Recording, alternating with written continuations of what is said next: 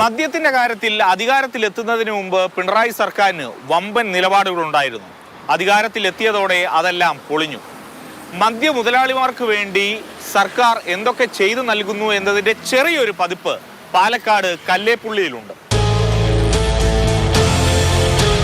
സർക്കാരിന്റെ 100 ദിന കർമ്മ പദ്ധതികളിൽ പാലക്കാട് കല്ലേപ്പുള്ളിയിലെ കെൽപാമിന്റെ ഉടമസ്ഥതയിലുള്ള റൈസ് മില്ലിന്റെ പൂർത്തീകരണവും ഉണ്ടായിരുന്നു. റൈസ് മില്ലിന് വേണ്ടി 5 കോടി രൂപ ചെലവഴിച്ചിട്ടുണ്ടെങ്കിലും എങ്ങും എത്തിയില്ലെന്നാണ് കെൽപാമിൽ അഴിമതിയെക്കുറിച്ച് വ്യക്തമാക്കുന്ന റിപ്പോർട്ടിലുള്ളത്. 65 ലക്ഷം രൂപ വകമാറ്റി ചെലവഴിച്ചെന്നും കണ്ടെത്തി. സർക്കാർ 100 ദിവസം കഴിഞ്ഞ് 4 വർഷം പിന്നിട്ടിട്ടും കെൽപാമിന്റെ നേതൃത്വത്തിലുള്ള റൈസ് പാർക്കിലെ അരി വെന്തിട്ടില്ല.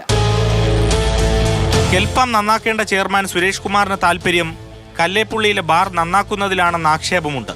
ബാറിന്റെ വഴി വലുതാക്കാൻ കെൽപാമിന്റെ മതിൽ പൊളിച്ച് വീതി കൂട്ടിക്കൊടുത്തെന്ന പരാതിയുണ്ട്. ഇതും അന്വേഷണത്തിൽ കണ്ടെത്തി.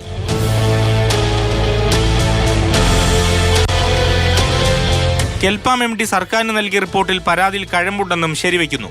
ഇതിനു പുറമെയാണ് ചെയർമാന്റെ നിയമന ക്രമക്കേടുകളും തൊഴിലാളി ദ്രോഹങ്ങളും. ഞാൻ ജോലി ചെയ്തുകൊണ്ടിരുന്നപ്പോൾ എന്നെ ഉൾപ്പെടെ 35 പേരെ വരെ പുറത്താക്കി ശമ്പളം കൊടുക്കാതെ. ഇവർ രണ്ടും കൂടെ ഇവർക്ക് ഇഷ്ടപ്പെട്ടവരെ കൊണ്ടുവരും. അപ്പോഴും അവരെ കൈക്കൂലി വാങ്ങും. പിന്നെ അടുത്ത് കുറേ കാലം കഴിയുമ്പോൾ അവരുടെ കയറി ഉടക്കും. അവരെ അങ്ങ് പറഞ്ഞു വിട്ടിട്ട് അടുത്ത ആളിനെ കയറ്റും. ഇതാണ് സ്ഥിരമായിട്ട് വരുന്നത്. പിരിച്ചു വിട്ടിട്ടുണ്ട്. ഇവർ വന്നതിന് ശേഷം 35 പേര് പിരിച്ചു വിട്ടവർ ഇവരായിട്ട് പിരിച്ചു വിട്ടതാണ്. അവർക്ക് സാലറി പോലും കൊടുക്കാതെയാണ്, പകുതി കൂടുതൽ പേർക്ക് സാലറി കൊടുക്കാതെയാണ് അവർ പറഞ്ഞു വിട്ടത്.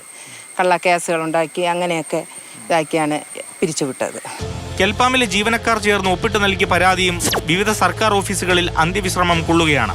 ജീവനക്കാരുടെ ആവശ്യം വിജിലൻസ് അന്വേഷണം. AK Stephin, Mathrubhumi news, Thiruvananthapuram.